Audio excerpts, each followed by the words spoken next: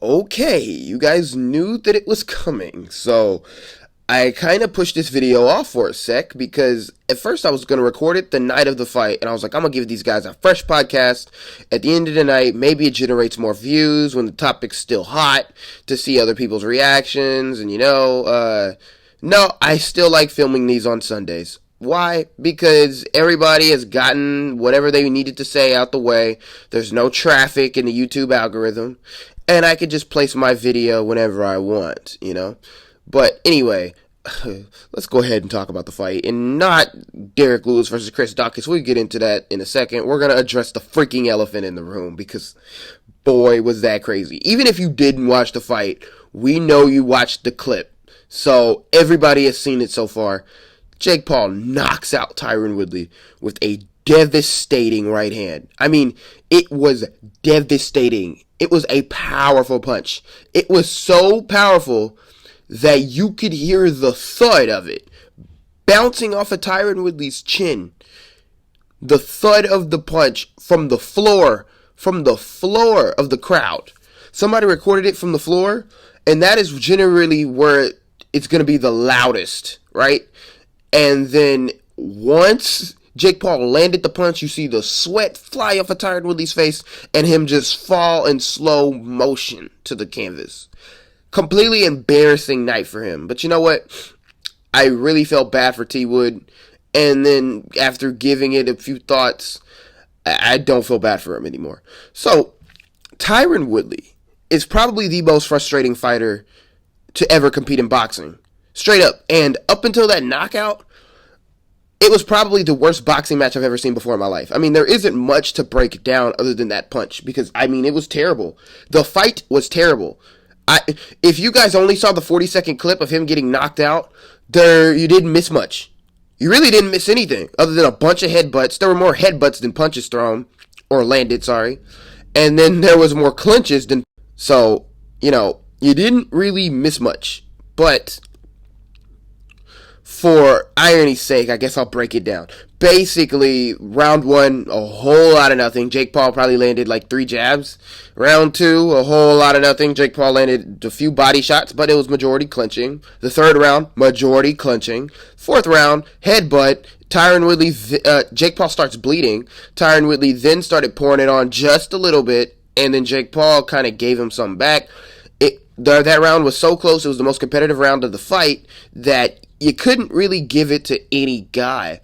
And then the fifth round, once again, you couldn't really give it to any round, but I believe that was the round that Tyron Woodley forgot that he was in the boxing ring for a second and body slams Jake Paul. And then after I seen how easily he did that to Jake, I then took a step back and realized, man, this wouldn't even be competitive in the octagon. Like, Tyron Woodley would smoke him in the octagon.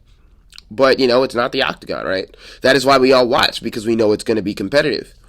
And in the sixth round is when the punch landed and slept Tyron Woodley. But beforehand, basically what I'm saying is that it was a complete abomination of the fight. And not even was the fight just terrible. I don't know how you guys watched it, but I watched it, I hope I don't get in trouble for saying this, but I, illegally streamed it. But anyway, whenever I was watching it, the production was so terrible. I mean, Showtime really did not give it their all for this one, man. It was so bad. There were so many delays. I heard that Jake Paul wasn't ready in the back or something like that, so they delayed his walk. There was so much stuff that was wrong with the promotion. I mean, the commentary was just god awful. I just thought maybe it was the fact that I was watching it on a Fight TV stream and not watching it on Showtime's original stream. It just seemed very off. Because I've watched UFC fights through BT Sport. And BT Sport doesn't air American commercials or do anything that the American UFC broadcast does.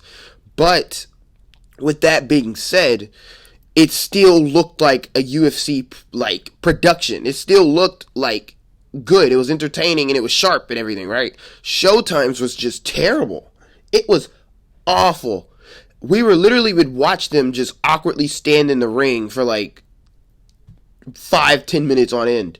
It was just weird, man. But Anyway, let me get back to the topic at hand. So, basically, I thought Jake Paul was going to make a ton of improvements.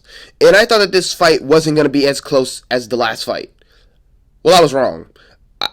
Once again, I am unbiased as possible. You get nothing but the cold hard truth over here on this podcast, man.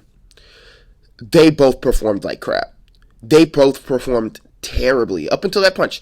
You guys do not let the punch fool you, which is a very telegraphed punch, and dare I say lucky, but we'll get into that later, because a lot of you Jake Paul boys are going to get upset with me, but, I have my thoughts about the punch.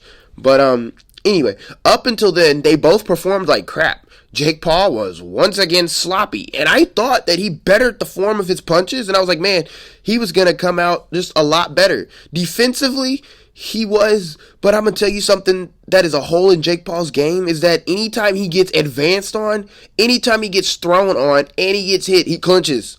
Immediately clinches. He still swings with his damn head down like a freaking weirdo. He still swings everything with 100% trying to kill you power. That right hand that he threw, that wasn't the first one that he threw like that. He was throwing right hands trying to kill Tyron Woodley, basically with everything. Every punch he thrown was to kill Tyron Woodley. That is not good when you're trying to manage your gas tank.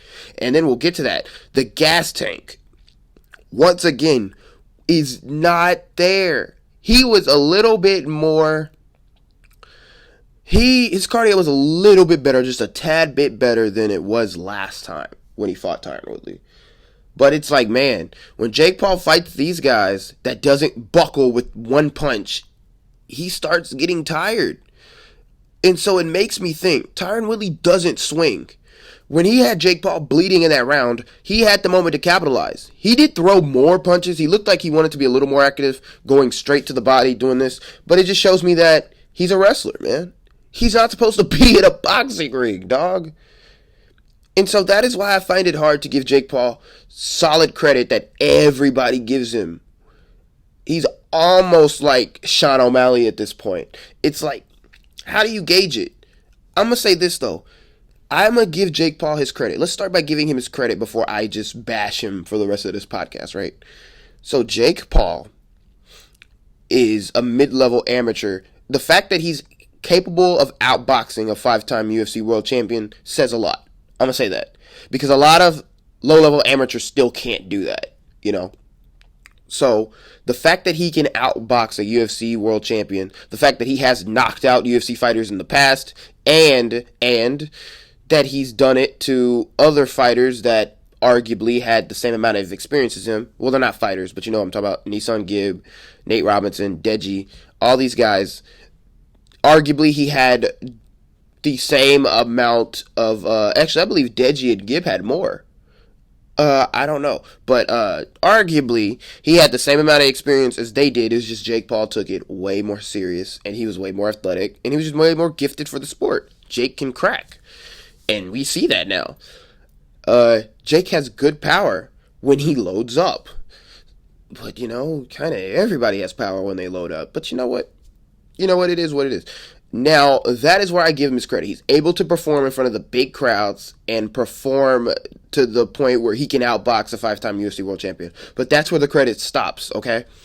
So, yes, he's able to outbox the UFC world champion. Tyron Woodley is a wrestler.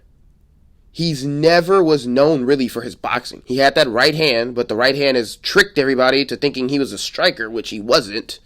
He was a wrestler, and the right hand worked so good because it mixed in with his takedown.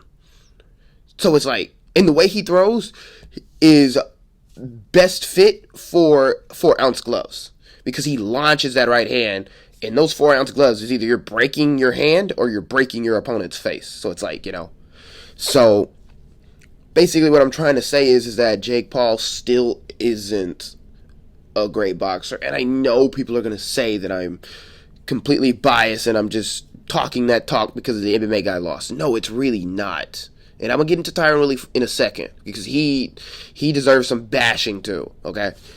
But what I'm saying is that Jake Paul really disappointed me in this one, man. He was clinching nonstop. Both of them were clinching. It wasn't just Woodley. Even though Woodley did it more, Jake Paul was clinching too, especially when he would get advanced on. He swings with his head down, man, and that just bugs me. Because anybody with a good uppercut, anybody with decent boxing experience, once he's done throwing with his dang head down, he's going to come forward. They're going to come forward and pick him apart and force him to clinch, or he's going to eat uppercuts all day. But, you got to take it slow. I don't believe he's going to box Anderson Silva because at this point, Jake's progression is starting to slow a little bit. And boxing Anderson Silva should not be in the deck of cards. I wouldn't be surprised if after he beats Tommy Fury, he ducks Anderson Silva, even though there won't be much left after that. People kind of forgot about the whole Anderson Silva thing too, because it's kind of a foregone conclusion that he's not going to box Anderson, So, plus I don't trust Anderson to box him like that anyway, because Anderson could beat him, but you know how Anderson fights sometimes, man. It's like, he's kind of got that Yoel Romero effect where he wants to play around and let his opponents just outpoint him, and it's annoying, And so, anyway, so now we go to Tyron Woodley. When I say both guys performed like crap, not just Jake Paul, Tyron Woodley performed like crap too. And Tyron Woodley said, I was in shape, man, people thought I was fat and out of shape. Dude, you kind of were. Let's be real, you kind of were. You weren't as shredded as the last time. Last time you were jacked. This time you had a bit of a gut. And the reason why Tyron Woodley wasn't following up as much, even though he never follows up, the reason why he kept clinching is because he was tired. Come on, guys. That is really the reason why he got knocked out. He dropped his hand and he didn't move his head. The guy was exhausted, you guys. When you're tired, it's easier to get knocked out. It is. I'm going to tell you something about a knockout punch, even though you guys probably already know. The more tired you get, the more loose you get. The more loose you get, the less you brace for a shot. Tyron Woodley wasn't braced for that shot, even though he's seen it coming. He was tired, he was all loose, and when the punch landed, it was a thud. It put him out. There wasn't Tyron didn't see the punch coming. Tyron's chin is bad. No, Tyron Woodley has never been knocked out before. Nate Marquardt knocked him out, yeah, but not like that. Not like that. He's never been knocked out like that before, okay? And so, arguably, he's never really been knocked out at all. But, Nate Marquardt that was a pretty bad stoppage, So, anyway, so he got tired. The punch landed. He went to sleep. That punch would knock out anybody. It was just a good punch. But it was telegraphed like all hell. That punch was telegraphed, man. I would have saw that coming. I don't know why Tyron didn't see it coming. It looked like he was trying to parry it, which is weird because it's like, why would you try and parry that punch, It looked like he tried to parry it, so he extended his arm out, and Jake's punch just came right over the top of his arm and just hit him clean on the side of the face. And it put him out. But yeah, Tyron's performance was arguably worse than Jake Paul's. Because Jake Paul was bleeding out of his freaking head because of his headbutts. That was another thing, is that because both of them were leading with their freaking head because they don't know how to freaking box. It was like 5 clashes of heads because they both don't know how to freaking box. Okay? And so, as Jake Paul was getting sloppier and sloppier, Tyron Woodley was just gassing out more and more and more. And then they both were gassed at a point, and so it was just no action up until that point, right? And so that punch saved Jake Paul's stock that night, because had that fight go to a decision and they were just booing, nobody would pay to see that guy fight anymore, man. At least I wouldn't. The Tommy Fury fight would be completely off the deck after that, because I'd be like, man, even if y'all do make the fight, y'all are both inexperienced boxers. Who's to say that y'all won't do that same thing again? That it won't just be a clinching fest. But no, I think that when he fights Tommy Fury, I think that it is going to be a bunch of hands. Tommy should win that fight, man. He should, because he is just way better boxer than Jake, man. And I thought coming into this, I was going to be like, man, Jake Paul is going to look more like a boxer. No. I could say that he was a little bit more hard to hit in this one, but really, Tyron Woodley didn't really throw anything, so I can't really even say that. Jake had his hands high, and he's gotten better at holding his hands up. Like, he's not dropping his hands, and he's not crossing his feet as bad, you know? So it was improvements, a little bit of improvements, but just not enough for me to say, like, oh my gosh, Jake looks like a talent here, a real boxing talent. It's like, no, he still looked inexperienced. When he throws, man, he's still very sloppy. He needs to fix his damn gas tank because Tyron Woodley gassed out along with him. And like I said, Tyron Woodley, man, should not be boxing, bro. That is my foregone conclusion. Tyron Woodley should not be boxing. Like, he needs to stop. He needs to just retire, bro. He's 40. The UFC is not going to take him back, especially after that. No MMA promotion is going to take him, especially after that. Oh, who knows? An MMA promotion probably is going to take him. But they shouldn't. They really shouldn't. Tyron really should be done with combat sports, man. Think about your health, bro. Be done with it. Now, as for the punch, I said that I would get to that. The punch was lucky. Oops, I'm sorry. Oh, yeah, I said it. The punch was lucky. That was a lucky punch. Okay, when are we going to call lucky punches? Yes, it landed. Yes, Jake was intending to land it. That's not what I'm saying. It's just that, what are the odds that punch lands after a horrendous fight like that? It was extremely telegraphed. It was the hardest punch that was all his cardio left. Had that punch missed, Jake would have been gasping for air and he would have been on empty battery up until that round ended. Because he threw all his might into that punch, right? But gosh, man, that was as lucky as it gets. When are we going to call lucky punches, man? Because that was a pretty lucky punch. Had Tyron just ducked his head, it would have missed. And yes, it was a good punch, but that punch literally saved Jake Paul's career that night. It literally did. Because the fight was going absolutely miserably. And then that punch lands. And everybody is shocked, and now everybody's going to forget literally the 5 rounds before that. But you know what? It is what it is. Yes, the punch was lucky. Call me crazy, call me whatever, call me delusional. The punch was freaking lucky. It was lucky. Tyron Woodley dropped his hands at the worst moment and didn't move his head with the punch because he was tired. Boom, knocks out. Good night, Irene. So it was extremely telegraphed, and it was just the perfect occasion to land that big giant punch. Lucky though. It was lucky. Look at the way the fight was going. That's a lucky punch, guys. It's lucky if I've ever seen a lucky punch. But okay, we talked about this for long enough. Jake Paul should fight Tommy Fury next, and then I think after Tommy Fury, box Anderson Silva, bro. Just box him. Because after the Tommy Fury fight, you might have a more solid chance. Also extend your rounds, bro, because after Anderson Silva, you're cutting into professional boxing territory. You might want to try and fix your cardio, bro. I'd make the Anderson Silva fight 10 rounds. I know you're probably scared because he really can't last 4 rounds, arguably 5, but dude, you need to really extend your cardio if you really want to really plan on going 12-0, because you're only 4-0 right now, or 5-0. So, yeah. Okay.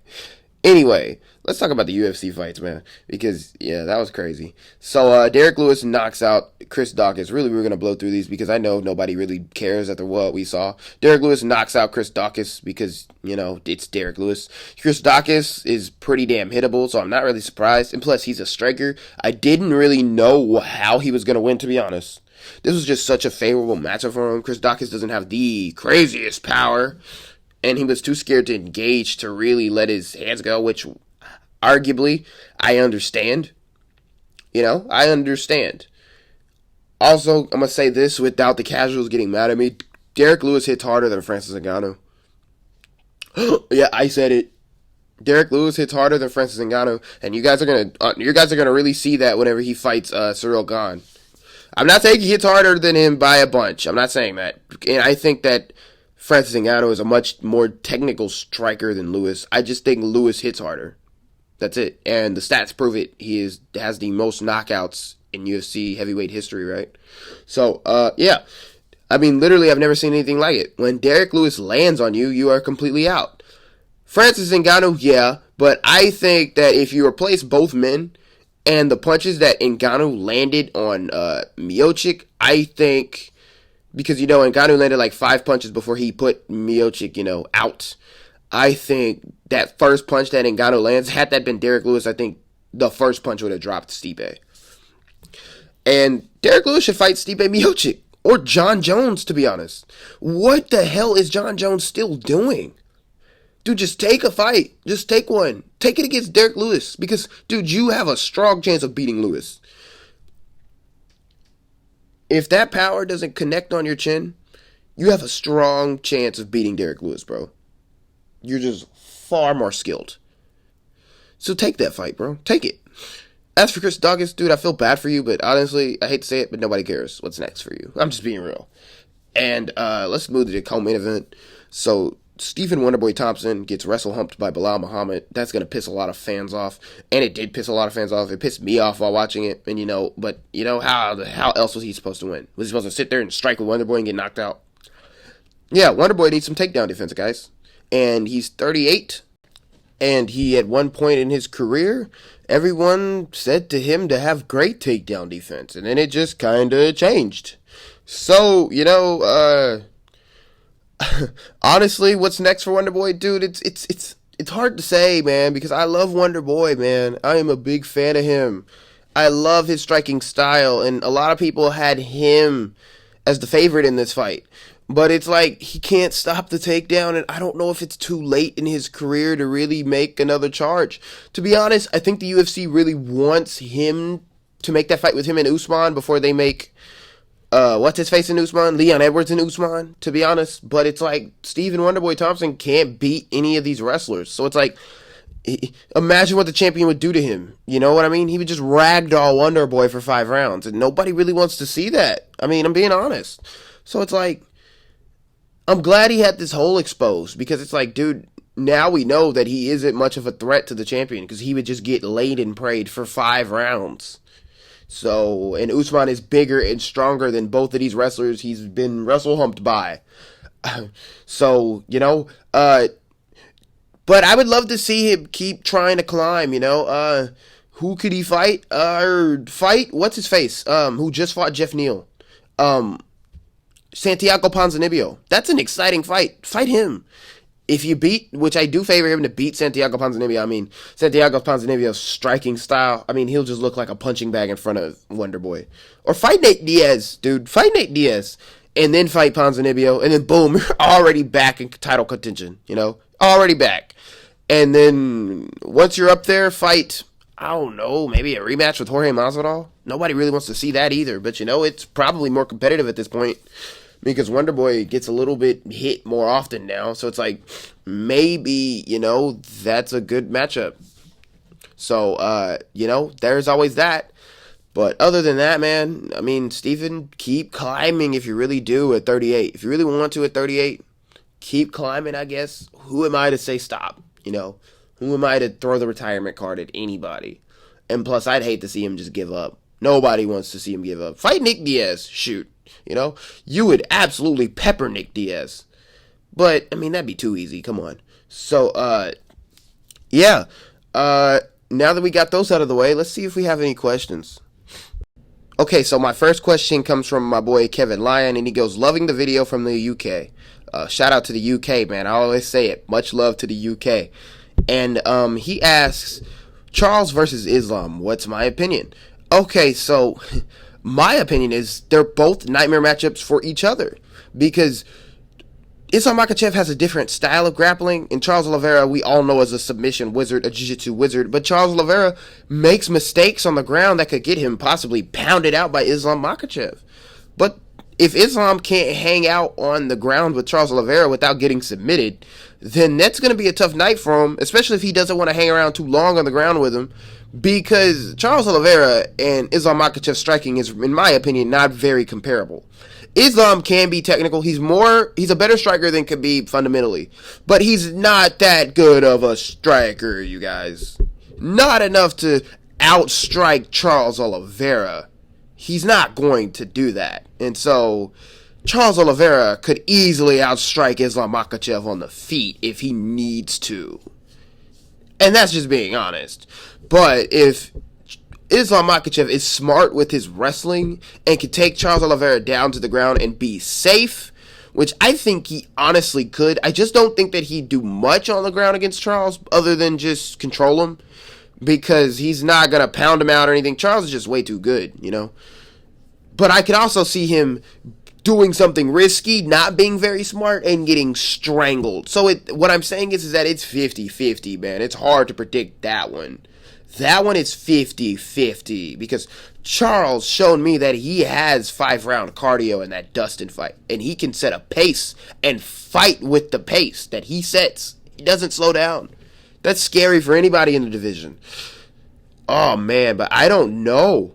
I would lean more Charles, to be honest. Because we have seen Islam Makhachev make mistakes. One of them causing him to get knocked out. He can't strike with Charles, man. He can't strike. His best shot is to take Charles down and control him, which he could. But I'm going to say 50-50. I'm going to lean Charles, though. So, yeah. Good question. Okay, so our next question comes from my boy Dragon's Rage. And he asks, Nate Diaz versus Khabib, assuming you're in his corner, what advice can you give him? And let's just say that Nate Diaz is in his prime, just to make it a bit easier. Dude, no. Nate gets beat the hell up. And if I was in his corner, you know what I would tell him? I would say, look, man, there's not really much you can tell him. What can I say? Defend the takedown and try to outbox him? He can't stop the takedown, bro. He can't stop the takedown. That is a really difficult question and scenario to put me in, man, because it's like, what can you tell him? Nate holds literally almost no advantage other than boxing. He holds no advantage. He would get rag-dolled. So what I would say is just, bro, whenever Khabib shoots, he sometimes leaves his neck vulnerable. Hop for that guillotine. That's what I would say. I would say, bro, a quick finish is your best route. Is your best bet at this point. Because, dude, you guys, that is a horrible matchup for Diaz. He would get rag-dolled. That's not a good matchup for him.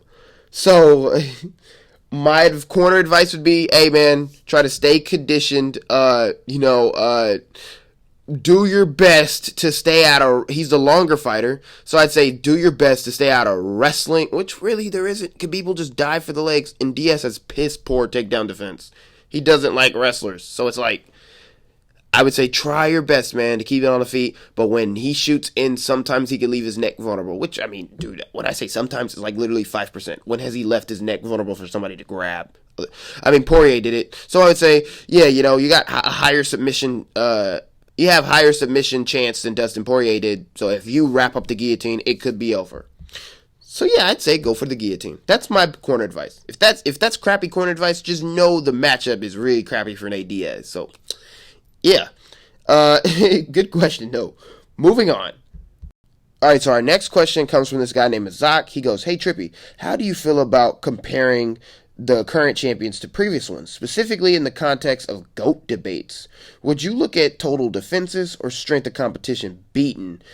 Personally, I think Usman has now surpassed GSP due to fighters now being much better than they were back then. Love to hear what you've got to say." Good question, bro. Good question. So, how do I feel about comparing current champions to previous ones, specifically in the context of GOAT? Okay, so basically, I would look at competition beaten. I would look at both. If that answers your question, I would look at both. Because what I mean by, you can't say that Israel Adesanya is better than Anderson Silva yet, But arguably, Anderson Silva was fighting a bunch of cans, arguably, compared to what Israel Adesanya is fighting now. Because I think we could both agree that Marvin Vettori is a better fighter than Chael Sonnen was. A little tough to hear, but he is. Come on.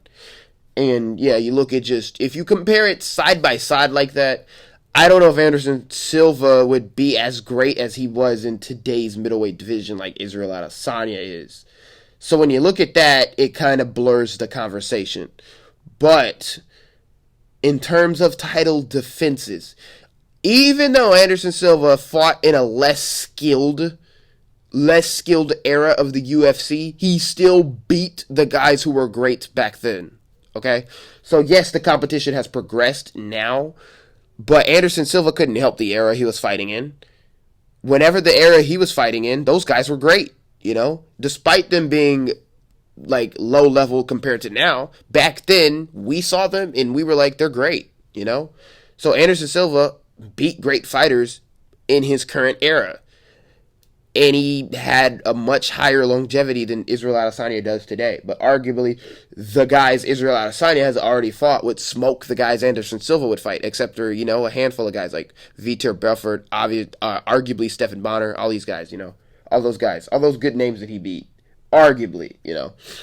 But anyway, so I would look at both, bro. But I don't think that Israel Adesanya necessarily needs 10 title defenses to overpass St. Pierre. Or sorry, no, not St. Pierre. Anderson Silva, sorry. I don't think that he needs to match that number. I just think that he needs to get like close to it, like maybe 6 or 7, but beat the best guys in the world. And also what we need to look at is how he's beating them. Like, is he winning by narrow decisions, or is he smoking these guys? That also needs to be. You need to factor in performances as well. You need to factor in how dominantly he's beating these guys, But then the coin gets flipped whenever you look at guys like Khabib, Although I can't factor. So basically what I'm saying is it depends on how that champion did in that division. Anderson Silva set the bar so high that it's going to take a lot more for Israel to get in that conversation. Because right now he's not even in the conversation. And then, but whenever you look at guys like Khabib and what's his face? Damn, I forgot his name. I'm drawing a blank. BJ Penn, gosh. Whenever you look at BJ Penn and Khabib and you compare them, it's not even comparable. Yes, BJ Penn did more in the division, but Khabib dominated every single opponent he's fought and beat the better competition. So, and he's only got 3 title defenses. So, yeah, it's hard to really look at it like that, but I say both. I say competition beaten, and I say the total amount of defenses, and I say performances. How dominantly are you beating these guys? How dominantly are you beating the better competition?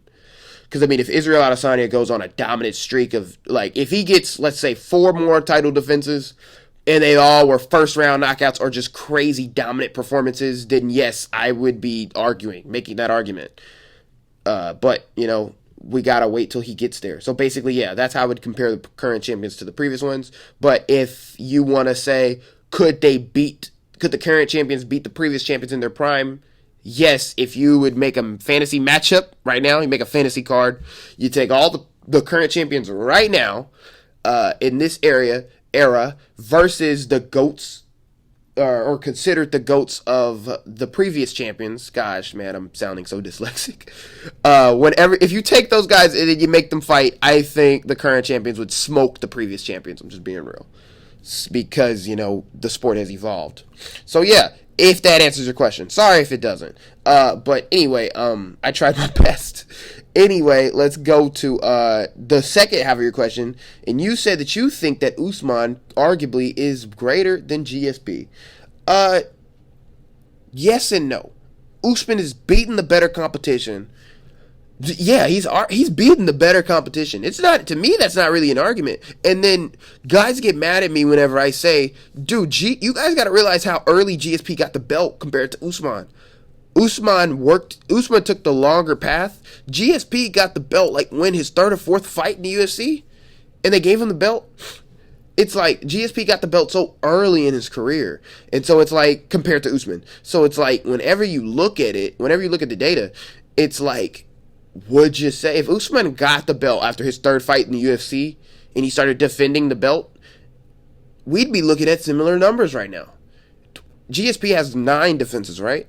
We'd be looking at similar numbers. So it's and Usman would beat the better competition because the competition is just better. Just look at these guys, Gilbert Burns, Colby Covington twice, Jorge Masvidal. You look at all these guys, Leon Edwards, all these guys that he's beaten, Tyron Woodley, are arguably better than the guys that GSP was fighting. So, the only problem with the GSP talk is that GSP did beat a current champion after years of laying off in Michael Bisping. That's what blurs the conversation. It's like, could GSP still beat these current guys? Because he proved that he could back then. But you can't really say Michael Bisping was just some young buck prospect, dominant champion either. Because he would have got smoked by Yoel Romero. In GSP, I don't know if he could beat Yoel Romero at that point. I really don't know. Or Robert Whittaker.